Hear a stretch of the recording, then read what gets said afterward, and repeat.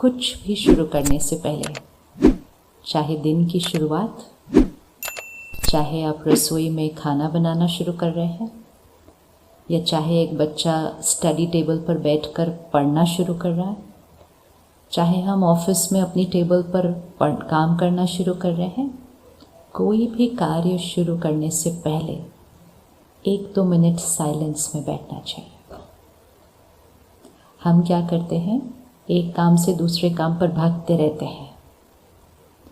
हम एक काम से दूसरे काम पर भागते तो रहते हैं, लेकिन मन फिर इधर उधर भागता रहता है। फिर हम काम एक कर रहे हैं, लेकिन मन कुछ और सोच रहा है। सो इट्स वेरी इम्पोर्टेंट कि कुछ भी करने से पहले, जैसे हम बाकी सब कुछ सेट करते हैं, अब आप यहाँ आए तो कितना सेटिंग है सारी चीज़ का। स्टेज है, ये कार्पेट है, ये माइक है, हॉल है, हम सब बैठे हैं। अब अगर हम ऐसे ही शुरू कर दें तो सब कुछ सेट होगा, लेकिन हमने माइंड को सेट नहीं किया। लेकिन काम करने वाला कौन है? मन। कोई भी बात करने वाला और सुनने वाला कौन है? मन।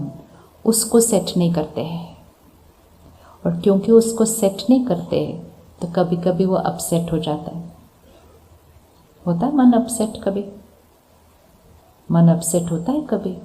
और अगर मन अपसेट हो गया तो रिश्ते क्या हो जाएंगे? फिर ऑटोमेटिकली वो अपसेट फीलिंग किस में रेडिएट होने वाली है? वो रिश्तों में जाने वाली है। इसीलिए चलिए अभी करके देखते हैं।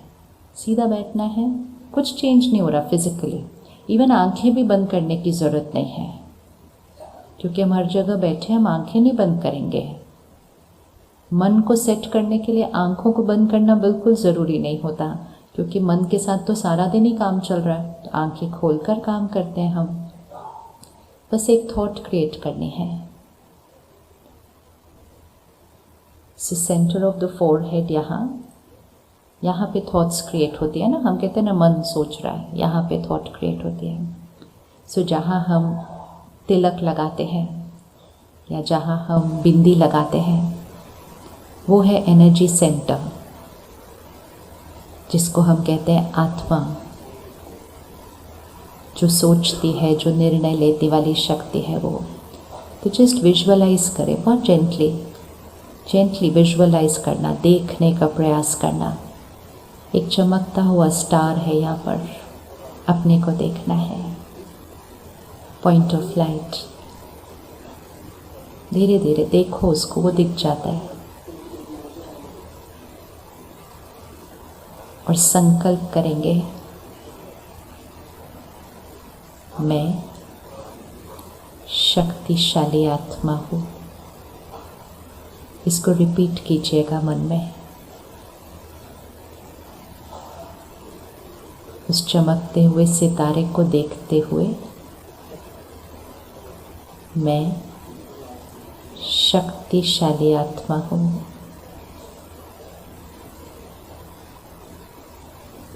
साथ कुछ छोटी टक्कर हुई थी पिछले हफ्ते या कभी भी लास्ट,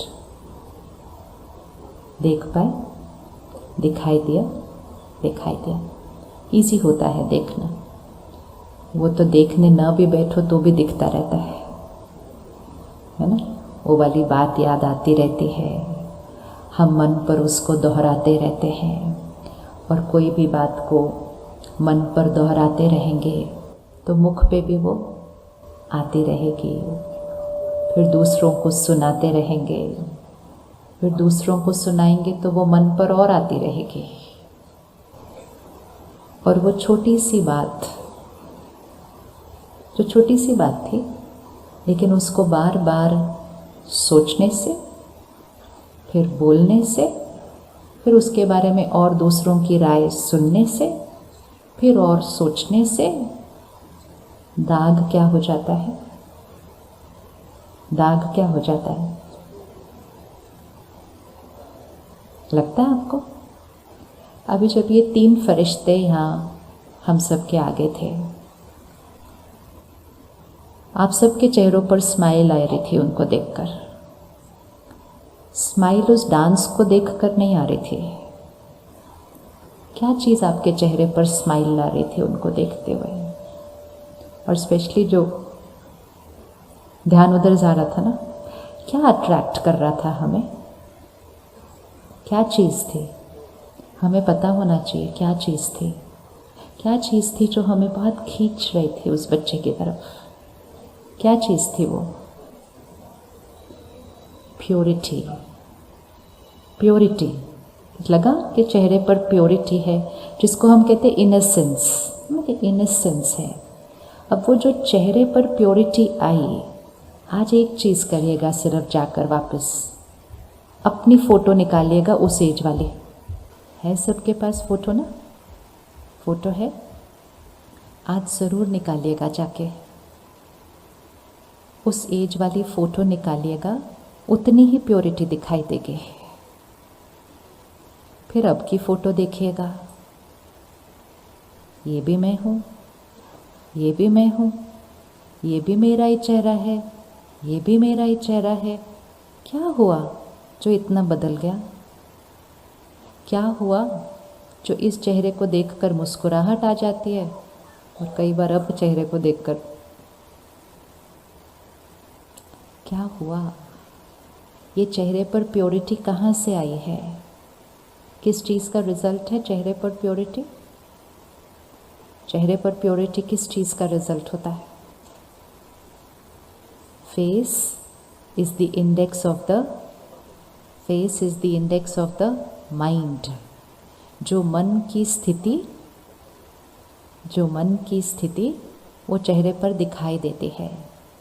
तो जब बच्चा छोटा होता है, या बच्चा इससे भी जब छोटा होता है, गोदी में होता है, आप मार्केट जाओ, गोदी में बच्चा है, ऑटोमेटिकली लोगों का ध्यान उसकी तरफ खिंचता है।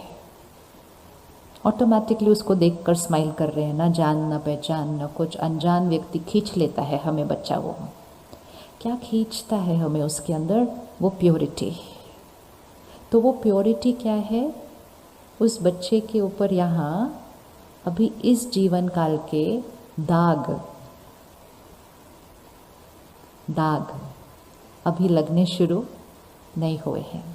तो अगर किसी को देखना है कि मेरे ऊपर दाग कैसे लगते हैं, आप अपनी बचपन की फ़ोटो लाओ और अभी की फ़ोटो लाओ, और उसके बीच के हर साल की फ़ोटो देखते जाओ, आपको दिखता जाएगा। ये वाइट कपड़ा है, इसको 1 साल साफ़ नहीं करो, फिर देखो, फिर उसके बाद 1 साल और साफ़ नहीं करो, फिर देखो, फिर उसके 10 साल और साफ़ नहीं करो, फिर देखो, फिर 50 साल साफ़ नहीं करो, फिर देखो। तो वो सेम तो नहीं रहेगा ना, सेम यहाँ हो रहा है। अब ये अलग बात है कि हमने उस दाग को छुपाने के लिए अभी चेहरे पे बहुत कुछ लगाना शुरू कर दिया। हम बहुत कुछ छुपा रहे हैं। आज हम अपने चेहरे को और खूबसूरत बनाने के लिए बाहर से बहुत तरीके अपना रहे हैं, लेकिन वो आंतरिक प्योरिटी नहीं लेकर आएगा। वो मेथड वो नहीं ला सकता। वो एक परफेक्ट नाक, एक परफेक्ट कान वो बना सकता है, लेकिन ये अट्रैक्शन, जो प्योरिटी की अट्रैक्शन होती है, जो प्योरिटी की खींच होती है, वो नहीं ला सकता।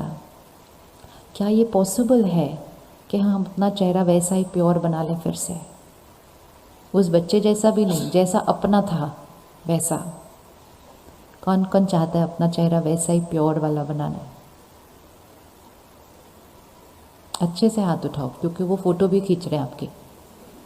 हाँ, क्योंकि अगर कुछ करने की डिज़ायर होगी, इच्छा होगी, तब तो स्टेप्स लेंगे हम कि हमें क्या करना है।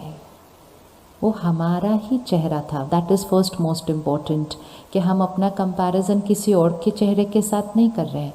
किसको देख रहे हैं? जैसे हम अपनी फ़ोटो देखते हैं, हम कहते हैं ओ हम इतने पतले थे, अब हम इतने मोटे हो गए। तो फिज़िकली दिखाई देता है कि हम पतले थे, मोटे हो गए, मेरा वज़न बढ़ गया है, वो फिज़िकली दिखाई देता है। जितना आत्मा पे वज़न बढ़ता है वो चेहरे पे दिखाई देता है। तो चेहरे पर क्या क्या दिखाई दे सकता है, आँखों में क्या क्या दिखाई देता है। So it is the index of the mind जो यहाँ चल रहा है। तो अगर किसी के अंदर अहंकार है, ईगो है, चेहरे पे दिखाई देता है, डर है आंखों में दिखाई देता है, चिंता है दिखाई देती है, दिखाई देती है ना। हम किसी को भी देखते हैं, कहते क्या बात है, कौन सी बात आपको परेशान कर रही है, कहते कुछ नहीं कुछ नहीं, कहते क्यों, आपके चेहरे पे दिखाई देता है। ये तो हमारी वोकैबुलरी है कि हमें तो लोगों के चेहरे पे सब दिखाई देता है कि उनकी भाव और भावना अंदर क्या चल रही है। तो चिंता दिखाई देती है, गुस्सा दिखाई देता है, डर दिखाई देता है, अहंकार दिखाई देता है। उसी तरह प्योरिटी भी दिखाई देती है, ह्यूमिलिटी भी दिखाई देती है, प्यार भी दिखाई देता है, अटैचमेंट भी दिखाई देती है कि ये मोह है या प्यार है। ये सब कुछ चेहरे पर दिखाई देता है। तो वो चेहरा हमारा था, ये बन गया है। क्या अब हम वापस वो वाला चेहरा बना सकते हैं?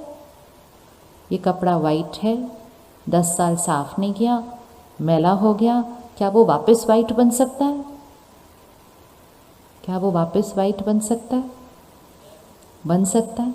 हमने कभी रुक कर सोचा ही नहीं कि हम क्यों उसको नहीं वाइट बना रहे वापस, हम उसको क्यों साफ नहीं कर रहे हैं, क्यों हम उसके ऊपर दाग पे दाग इतने दाग लग जाते हैं कि वो फेस रहता ही नहीं जो वो था पहले। अब वो दाग कौन से पड़े, इसने ऐसा क्यों किया, उसने ऐसा क्यों बोला, उसको ऐसा नहीं करना चाहिए था, उसको वैसा करना चाहिए था, इसने वजह से मेरा, गलतियां उनकी और चेहरा किसका खराब हो गया? बोलो एक बार अच्छे से सुनने दो आपके मन को। गलतियां उनकी, दाग किस पर लग गए? मुझ पर लगे।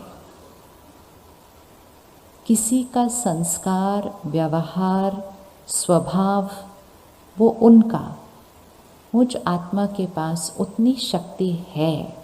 अगर हम उस शक्ति को यूज़ करना चाहें तो 2 तरह से जीवन जिया जा सकता है। एक है उनका संस्कार, उनका स्वभाव, देखते ही उसका इफ़ेक्ट मुझ पर, मतलब उनको कोविड, मुझे भी कोविड, सिंपल। दूसरा है उनको कोविड, मेरे पास मास्क,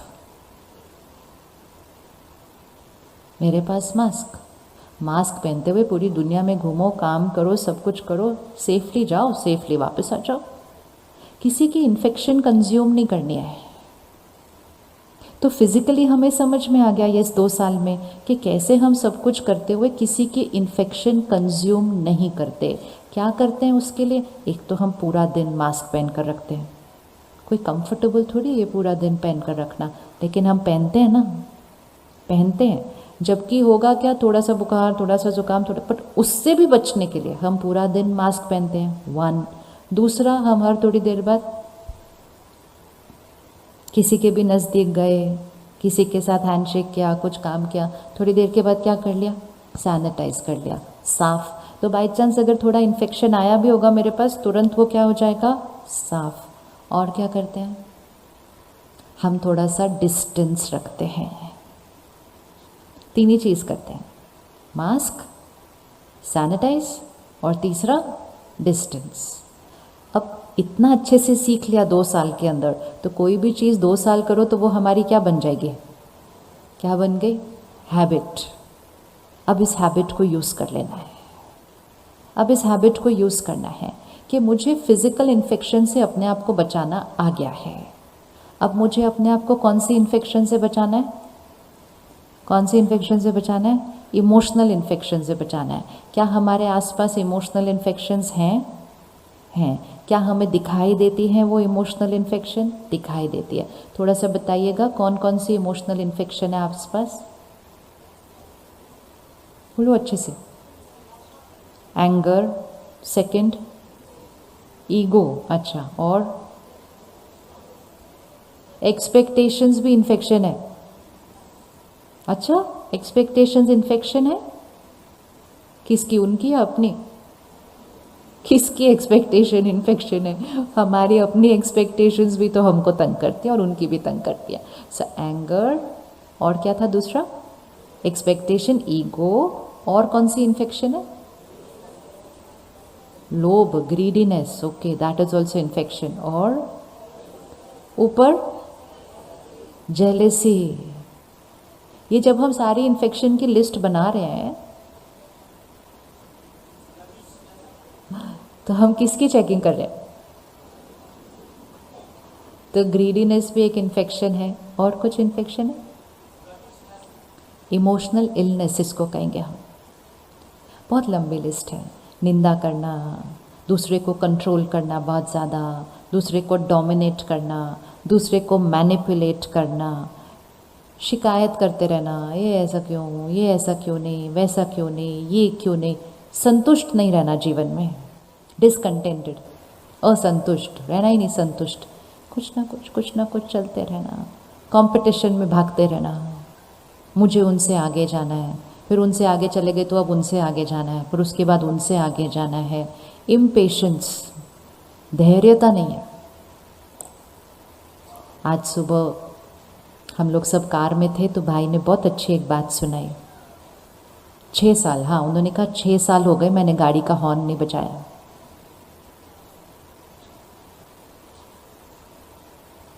लेकिन वो सिर्फ गाड़ी के हॉर्न की बात नहीं है।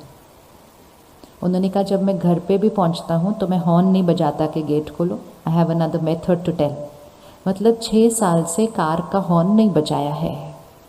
अब कार का हॉर्न लगेगा छोटी चीज़ है कि भाई ध्यान से ड्राइव करना है और वेट करना है, लेकिन वो हमारे अंदर एक्चुअली कौन सा संस्कार क्रिएट कर देता है? पेशेंस। और जो ज़्यादा हॉर्न बजा रहे होते हैं वो एक्चुअली कौन सा संस्कार रिफ्लेक्ट कर रहे होते हैं? इम्पेशेंस, जल्दी जल्दी जल्दी। ज़्यादा हॉर्न बजाना, इधर से रॉन्ग ओवरटेक करना, सिग्नल को तोड़ना, सिग्नल को तोड़ना, जबकि सामने सिग्नल पे लिखा है 20 सेकेंड, लेकिन 20 सेकेंड भी मैं रुकूं क्यों? मैं तो बहुत बिजी हूँ। तो बिजी भी एक इमोशनल इन्फेक्शन है, कैच कर लिया हमने एक दूसरे से। और जब एक सिग्नल तोड़ता है फिर दूसरा सोचता है अच्छा मेरे भी 20 सेकेंड बच जाएंगे। उतनी देर के बाद सिग्नल सिर्फ 10 सेकेंड दिखा रहा होता है, लेकिन उसको भी हम तोड़ते हैं। ये बहुत छोटी बातें लगती हैं, लेकिन ये छोटी छोटी बातें क्या कर रही हैं? हमें नियम, संयम, मर्यादाएं तोड़ने की आदत डाल रही है। और जितना हमारे मन को संयम, नियम, मर्यादाएं तोड़ने की आदत पड़ जाएगी तो ये मन स्थिर। आज एक चीज़ हम करके देखते हैं कि यहाँ से जब हम वापस जाएंगे तो घर तक हॉर्न नहीं बजाएंगे। कौन कौन रेडी करने के लिए? And it will require patience. It will require patience कि आपके आगे कोई है, अगर आप हॉर्न बजा दे तो आप 10 सेकेंड बचा के जल्दी निकल सकते हैं। You're going to wait and pause. तो हो सकता है आपके दिन का 1 मिनट गाड़ी में ज़्यादा स्पेंड हो जाएगा, लेकिन आपके अंदर विल पावर क्रिएट हो जाएगी। आपके अंदर लोगों के साथ एडजस्ट करने की ताकत आ जाएगी। सड़क पर गाड़ी चलाना या स्कूटर चलाना या जीवन में रिश्ते निभाना काफ़ी सिमिलर है, काफ़ी सिमिलर है। अभी तो क्या होता है, कोई थोड़ा सा गलत साइड से भी जा रहा हो तो हम खिड़की खोल के उसको घूर भी देते हैं, और कभी कभी वरदान भी दे देते हैं, मुख से देते हैं ना। अगर हम रोड पर किसी का गाड़ी चलाने के तरीके को नहीं अडेप्ट कर पाएंगे, हम घर में रिश्तों में संस्कार को कैसे अडेप्ट करेंगे? तो वो गलत कर रहे हैं, वो तो है ही कि वो गलत ड्राइव कर रहे हैं, लेकिन मेरी power to adjust and tolerate किधर है? मेरी सहन शक्ति किधर है? वो शक्ति मेरी अपनी पावर है। एक बहन ने हमें बताया, कहती दिल्ली में पोल्यूशन है, गाड़ियाँ नॉर्मली बंद ही होती हैं, शीशे, एसी चल रहा है गर्मी में। कहते लेकिन मेरे हस्बैंड फिर भी बोलते जाते हैं जब कोई गलत ड्राइव करता है। मतलब आप सोचो क्या बोलते होंगे, ठीक है ना? तो बोलते बोलते जो वो बोल रहे हैं वो सुन कौन रहा है एक्चुअली? लेकिन so much we go out of control कि हमारा अपने ऊपर संयम नहीं होता। जैसे किसी ने कुछ ऐसा किया जो मेरे अनुसार नहीं है, गो पहले मन में, फिर दूसरा मुख में, फिर तीसरा व्यवहार में भी आ जाता है। पेपर होगा तो हम पेपर ऐसे फेंक देंगे, याद होगा ऐसे फेंक देंगे। We go totally out of control. जितना हम अपने पे संयम खोते जाएंगे उतना रिश्ते तो अफेक्ट हो ही जाएंगे, लेकिन सबसे पहले हमारा मन और हमारे शरीर का स्वास्थ्य अफेक्ट हो जाएगा।